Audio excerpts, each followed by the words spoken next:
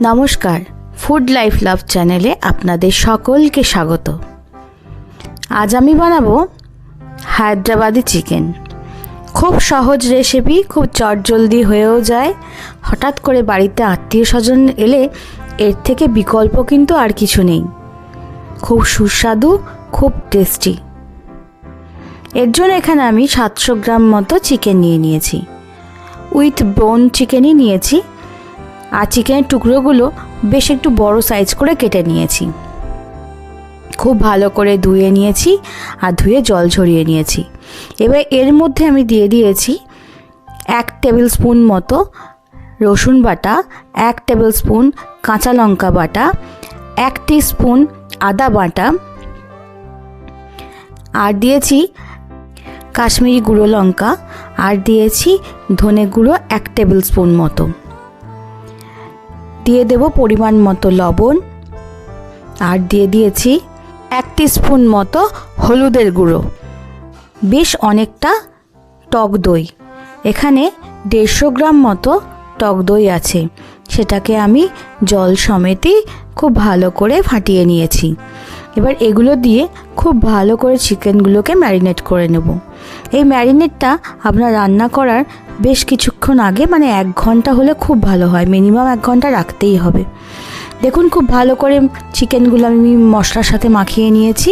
এবার সবশেষে দিয়ে দিচ্ছি একটা গোটা পাতিলেবু আর ভেজে রাখা পেঁয়াজের বেরেস্তা।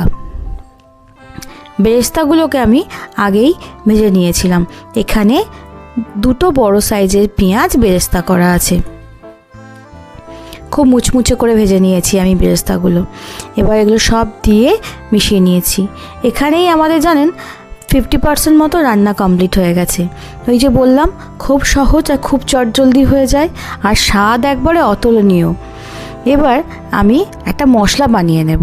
তার জন্য নিয়েছি 2 টেবিল স্পুন মতো গোটা ধনে, 1 টেবিল স্পুন গোটা জিরে, গোটা গোলমরিচ, 6-7টা ছোট এলাচ, লবঙ্গ 5-6টা, 2 ছোটো ছোটো কাঠের দারচিনি টুকরো, আর নিয়েছি 4-5টা শুকনো লঙ্কা, তার সাথে জয়িত্রী খুব সামান্য। আর এখানে আরেকটা জিনিস লাগে, সেটা হচ্ছে বড় এলাচের দানা, কিন্তু আমার কাছে আজ বাড়িতে অ্যাভেলেবেল ছিল না বলে ওটা আমি স্কিপ করে দিয়েছি। এটাকে খুব ভালো করে 4-5 মিনিট ধরে নেড়ে আমি মিক্সার গ্রাইন্ডারে গুঁড়ো করে রেখেছি। এবার কড়াইয়ে দিয়ে দিয়েছি 4 টেবিল স্পুন মতো সর্ষের তেল। এখানে আমরা সর্ষের তেলটা ব্যবহার করেছি, আপনারা যা খুশি তেল ব্যবহার করতেই পারেন। আর ফোড়নে দিয়ে দিয়েছি 2 তেজপাতা। এবার দেখুন খুব ছোট ছোট করে কেটে রেখেছিলাম আমি 2 বড় সাইজের পেঁয়াজ। খুব কুচি কুচি করে কেটেছি যাতে তাড়াতাড়ি ভাজা হয়ে যায়। এবার এটাকে যতক্ষণ না গোলাপি রং ধরে আসছে ততক্ষণ আমি এটাকে ভাজতে থাকবো। খুব বেশি লালচে কালার করব না, একটু হালকা হালকা রং এলেই আমার এটাকে হবে। হাই ফ্লেমে এটাকে আমি ভেজে নেব খুব ভালো করে। মাংসটা ম্যারিনেট করা আমার প্রায় 1.5 ঘন্টা মতো সময় হয়ে গেছে। খুব ভালো করে ম্যারিনেটও হয়ে গেছে। এবার মাখানো মাংসটা আমি তেলের মধ্যে দিয়ে দেব। দিয়ে খুব ভালো করে হাই ফ্লেমে 15-20 মিনিট ধরে আমি ভালো করে নাড়াচাড়া করে কষিয়ে নেব। একদম ভাজা ভাজা করে কষাবেন। এই সময় কিন্তু গ্যাসের আঁচটা সিমে করে দেবেন না, তাহলে কিন্তু নুন দেওয়ার কারণে জল ছাড়তে শুরু করে দেবে। তার জন্যই আমি হাই ফ্লেমে খুব ভালো করে কষিয়ে নেব। প্রথমে 15 মিনিট হাই ফ্লেমে কষিয়ে নেবেন, তারপর ঢাকা দিয়ে দিয়ে প্রথমে 10 মিনিট, তারপর আবারও একবার নাড়াচাড়া করে দিয়ে আবারও 10 মিনিট মতো খুব ভালো করে কষিয়ে নেবেন। দেখছেন আস্তে আস্তে কি সুন্দর কালার ছেড়ে দিচ্ছে। এই সময় আমি দিয়ে দেব গুঁড়ো করে রাখা মশলাটা। মশলাটা দিয়ে খুব ভালো করে মাংসর সাথে মিশিয়ে নেব, যেন কোথাও কোনোভাবেই দলা পাকিয়ে না থাকে। ভালো করে নেড়ে চেড়ে মিশিয়ে নেবেন, কিন্তু এটা খুব ইম্পর্টেন্ট একটা জায়গা। আর এই মশলাটা হচ্ছে হায়দ্রাবাদি চিকেনের স্পেশাল মশলা, তাই এর স্বাদ এবং গন্ধ সত্যিই অসম্ভব সুন্দর হয়। দেখছেন আস্তে আস্তে কালারও চেঞ্জ হতে থাকবে, আরও যত কষাতে থাকবো তত কালারটাও চেঞ্জ হতে থাকবে। আপনারা স্টেপ বাই স্টেপ এইভাবে করলে আপনাদের হায়দ্রাবাদি চিকেনটাও কিন্তু খুব ভালো হবে। তাই স্কিপ না করে পুরো ভিডিওটা দেখতে থাকুন। প্রথমে আমি 15 মিনিট দেখুন ঢাকা দিয়ে মিডিয়াম ফ্লেমে একটু কষিয়ে নিয়েছি। কতটা রোগান বেরিয়ে এসছে দেখছেন, তার সাথে গন্ধও আসছে অসম্ভব সুন্দর।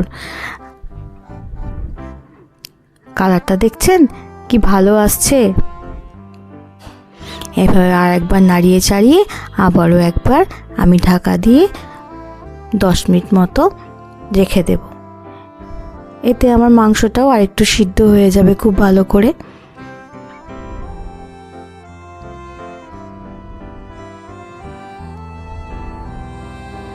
আমি মাইক্রোওভেনে একটু জল গরম করতে বসিয়ে দিয়েছি। মাংসের গ্রেভির জন্য মাংস আমি একটু জল দেব। দেখুন কতটা রোগান বেরিয়ে এসছে। আরও মাঝে মাঝে কিন্তু নাড়তে থাকতে হবে, নাহলে তলাটা ধরে যেতে পারে। আমার খুব ভালো করে কিন্তু মাংস কষানো একদম হয়ে গেছে। আর এটা এই সময় না 70% মতো সিদ্ধ হয়ে গেছে। এবার ওই যে গরম জল করতে বসিয়েছি, গরম জলটা আমি এবার মাংসের মধ্যে পরিমাণ মতো দেব। খুব বেশি দেব না।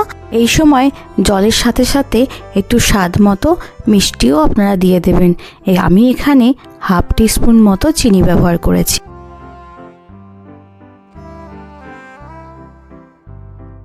কত সুন্দর কালার এসছে না। এটা কাশ্মীরি গুঁড়ো লঙ্কা আর ভাজা মশলার জন্যই এই কালারটা এসছে। আমার জল গরম হয়ে গেছে। এবার পরিমাণ মতো জল এখানে আমি দিয়ে দেব। খুব বেশি কিন্তু জল দেবেন না, কারণ মাংস কিন্তু প্রায় 80% মতো আমাদের খুব ভালো করে সিদ্ধ হয়ে গেছে। এবার খুব ভালো করে নাড়িয়ে চাড়িয়ে আমি এটাকে হাই ফ্লেমে 5 থেকে 7 মিনিট খুব ভালো করে ফুটিয়ে নেব। তাহলে গ্রেভিটাও ঘন হয়ে আসবে আর বাকি মাংসটাও সিদ্ধ হয়ে যাবে। এবার ঢেকে দিলাম। ব্যাস, আমাদের মাংস রান্না প্রায় শেষ। দেখুন গন্ধ তো গোটা ঘর আমার মম করছে, কি বলবো। হয়ে গেছে। এবার ওপর থেকে 4টে গোটা কাঁচা লঙ্কা আর ওপরে একটু ধনেপাতা ছড়িয়ে নামিয়ে নেব।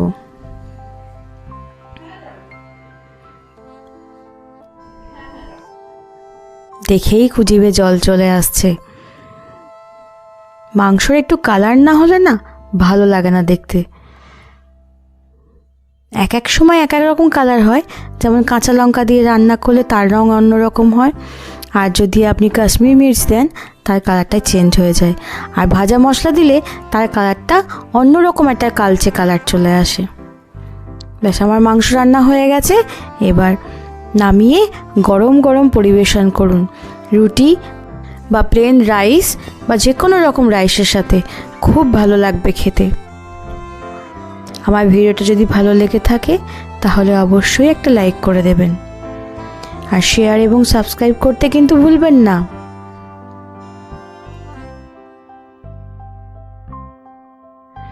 আর অবশ্যই একবার বাড়িতে বানিয়ে দেখবেন। খুব সহজ রেসিপি, কিন্তু না স্বাদ একবারে ভরপুর। একবার বানিয়ে আমাকে অবশ্যই কমেন্ট করে জানাবেন যে আপনাদের হায়দ্রাবাদি চিকেন কেমন হয়েছে। সবাই ভালো থাকবেন, সুস্থ থাকবেন, সকলকে ভালো রাখবেন।